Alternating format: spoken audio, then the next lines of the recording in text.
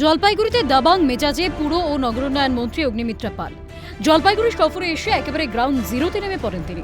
জলপাইগুড়ি অমৃত ভারত প্রকল্পের অন্তর্গত water treatment প্ল্যান্টে আধিকারিকদের সঙ্গে কথা বলেন তিনি জানতে পারেন জলপাইগুড়ির দীর্ঘদিনের সমস্যা ডাম্পিং গ্রাউন্ড যে এলাকায় তৈরি হয়েছিল সেখানে কিছু সমস্যার জন্য কাজ থমকে যায়, কিন্তু শহরের যাবতীয় নোংরা আবর্জনা ফেলা হয় পাহাড়পুর গ্রাম পঞ্চায়েতের অন্তর্গত বালাপাড়া এলাকায়।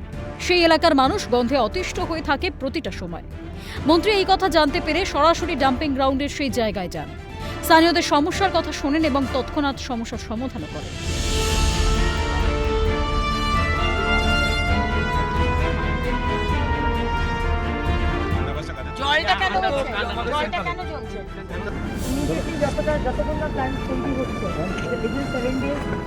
দীর্ঘদিনের কিন্তু সমস্যা এই ডাম্পিং গ্রাউন্ড।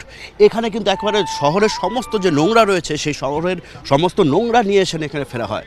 আজ সকাল থেকেই মন্ত্রী অগ্নিমিত্রা পাল তিনি কিন্তু জলপাইগুড়ি শহরের বিভিন্ন যে জায়গাগুলো, বিশেষ করে নিয়ে যেখানে অমৃত ভারত প্রকল্পের যে জায়গা রয়েছে, অন্যদিকে তিনি ইরিগেশনের যে বাঁধ রয়েছে সে সমস্ত জায়গায় তিনি যান এবং সেখান থেকে মানুষের কাছ থেকে জানতে পারেন যে ডাম্পিং গ্রাউন্ডের এখানকার সমস্যা রয়েছে এবং যেমন শোনা সাথে সাথে কিন্তু সেই কাজ তিনি একেবারে ছুটে আসেন। এদিন জলপাইগুড়ি সার্কিট হাউসে মন্ত্রী অগ্নিমিত্রা পালের সঙ্গে দেখা করেন জলপাইগুড়ি পুরসভার চেয়ারম্যান সৈকত চট্টোপাধ্যায়। দীর্ঘক্ষণ আলোচনা চলে। মন্ত্রী অগ্নিমিত্রা পালের প্রশংসায় পঞ্চমুখ চেয়ারম্যান। এবার জলপাইগুড়ি শহরের উন্নয়ন হবে বলেই আশা চেয়ারম্যানের।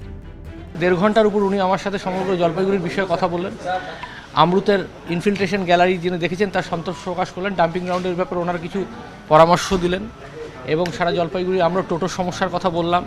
পার্কিং নিয়ে আমাদের একটা দিনবাজারে পার্কিং শুরু হয়েছে এবং আরও কিছু পার্কিংয়ের ব্যাপারে কথা বললাম এবং বললাম যে আপনার আশীর্বাদ এবং রাজ্য সরকারের আশীর্বাদ পেলে জলপাইগুড়িবাসীর উপকার হবে। রাজনীতির ঊর্ধ্বে উঠে যাতে জলপাইগুড়ির উন্নয়ন সম্ভব হয়, উনিও সেই একই কথা উনিও বললেন এবং আমি অভিভূত। আজকের দিনে রাজনীতি হয়তো এরকম অগ্নিমিত্রা পালদের খুব প্রয়োজন আছে। কলকাতায় ফেরার আগে শিলিগুড়ির মাটিগাড়া এলাকায় একটি সরকারি হোম পরিদর্শন করেন মন্ত্রী অগ্নিমিত্রা পাল। তিনি বলেন, মাত্র 4 মাস আগে এই হোম উদ্বোধন হয়েছে। এখানে ব্যবস্থাপনা দেখে খুশি হয়েছে, তবে বাচ্চারা তাদের পরিবারের কাছে ফিরে যেতে চায়। তাদের পরিবারের কাছে ফিরিয়ে দেওয়ার চেষ্টা করবে।